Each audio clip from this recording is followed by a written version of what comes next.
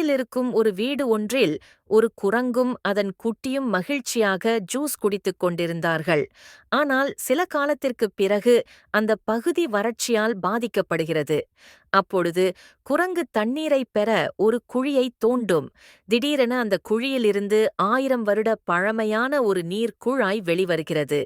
அதைப் பார்த்த குரங்கும் அதன் குட்டியும் ஆச்சரியத்துடன் மகிழ்ச்சியில் குதிக்கிறார்கள். அவர்கள் ஆசையுடன் அந்த நீரைப் பருகி மகிழ்கிறார்கள். பிறகு அந்த இடத்தில் அவர்கள் அமரூதப் பழங்கள் வளர்க்கத் தொடங்குகிறார்கள். சில மாதங்களில் அந்த அமரூதப் பயிர் பெரிதாக வளர்கிறது. ஆனால் ஒரு நாள் அந்த நீர்க்குழாயை அருகே வந்த ஒரு கரடி பிடித்து எடுத்தெறிகிறது. இதைக் கண்ட குரங்கு மிகவும் வருந்தி அழத் தொடங்குகிறது.